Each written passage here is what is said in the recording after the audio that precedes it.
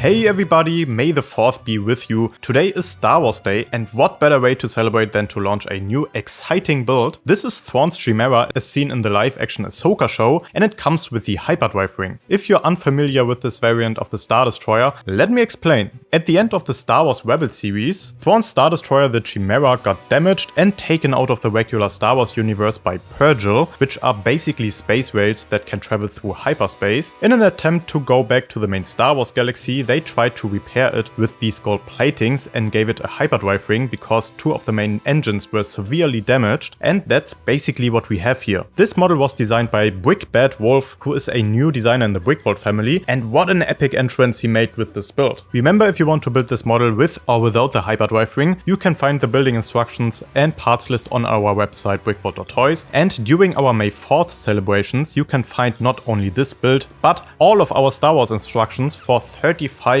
off for a whole week, so you don't want to miss that. Our biggest sale of the year with 35% off the regular prices. That's www.brickvault.toys, or click the link in the video description. And back to the video. First things first, the Chimaera can be displayed in 2 ways. The first way obviously is in the Eye of Sion itself. The Eye of Sion sits in this black display stand very securely, and there are 2 pillars protruding from the stand to hold up the Star Destroyer. The back pillar slots into a small gap on the underside of the Chimaera, and the front part just sits on the front pillar, which you can argue even looks like in the show when the Chimaera is hovering above this platform. That's pretty cool, I guess. It sits fairly securely on it, but keep in mind it's not studded in anywhere when transporting it. But you can also display the Chimaera on its own without the Eye of Sion. BrickVault included a simple black stand, same connection points as on the wing, so again be mindful of the lack of real connections when you want to move it around. I think this also looks really nice, and of course you can get the Chimaera at half the price as if you build the wing and the Chimaera. In the wing, this whole display is around 60 cm tall and wide and 45 cm long, and the ISD itself is only 28 cm wide and 20 cm tall, with obviously the same length. But if you're like me and aren't as good with numbers, here is my head as a size reference. Let's take a look at the Star Destroyer itself first. You can see this is basically a regular Star Destroyer with a few modifications in an attempt to repair it so it can make the trip back to the main Star Wars universe. What differentiates this version from a regular ISD is you can see there is a ton of gold plating here. BrickVault used 2 types of gold pieces for it, the shiny metallic plated gold color and the regular pearl gold, and it's been used all throughout this build in a non-symmetrical manner. We have big chunks on each side with a few spots of gold scattered on the surface, and half of the bridge is gold too. Also, a difference to the regular ISD is that the 3 main engines are turned off because 2 of them don't work anyways. You can see the trademark sandwich style of the ISD has been captured here by using a mixture of regular plates,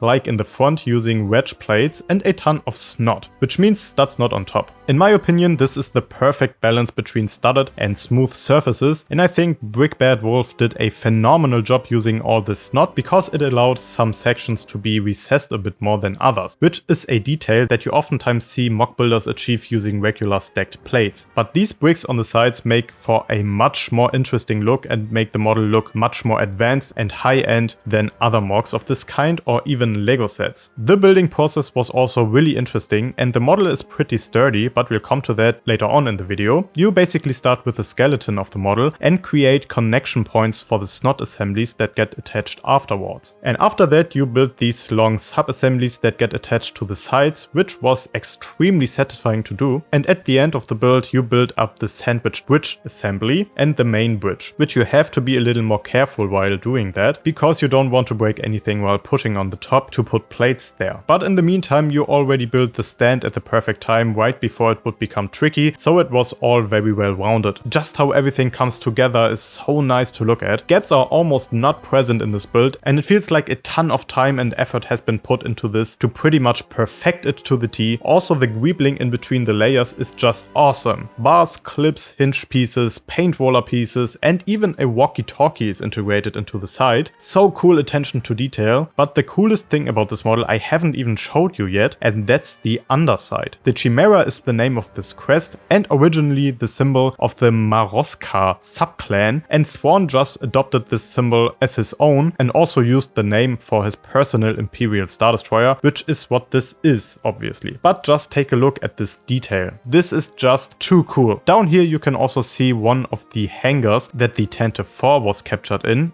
episode 4. It even has a couple of trans light blue pieces to represent the hangar's laser gate. BrickVault just knocked it out of the park with this one. I wish I also had our other Imperial Star Destroyers in the studio, like the similarly sized Torment by Fly in Space or the big UCCS version by 2 Ampere, but I don't have those here unfortunately. I'll do a size comparison once I have those. But let's continue to the Eye of Sion. This is based on the incredible Hyperdrive wing technique by Caleb Briggs. Basically a ton of 2 stud-wide sub-assemblies get pushed on a couple of flex hoses. This takes a lot of time to build and your fingers will hurt afterwards, but the end result speaks for itself. It looks truly phenomenal and it's super sturdy. The wing itself is made up of 7 thrusters similar to the ISD itself, so you could say it basically replaced the engines on the Star Destroyer. 3 big ones and 4 small ones. There are 2 clamps on the sides to hold onto the Chimaera while it's in the wing. The wing itself can slide off the stand pretty easily, although I'm not too sure why you would want to do that except for transportation. I found it to be perfectly fine when it's in there. You can grab it from both sides and carry it around all day. The only rather weak part, interestingly, is in the front part of the stand that can come off because it's just connected with studs and not with Technic pieces. 99% of the time this will be displayed somewhere anyways, so no big deal in my opinion. The Chimaera inside of the Eye of Sion makes for an epic display piece, especially if you're a fan of Thrawn or the Ahsoka show. So if you want to build this for yourself, you know the deal. Just head on over to BrickVault.toys or click the link in the video description to get directed to this build. And keep in mind, all of our Star Wars themed instructions are currently a whopping 35% off, so you don't want to miss out on that. If you liked the build and this video, make sure to leave a like and subscribe to not miss out on future builds, and we'll catch you next time at BrickVault.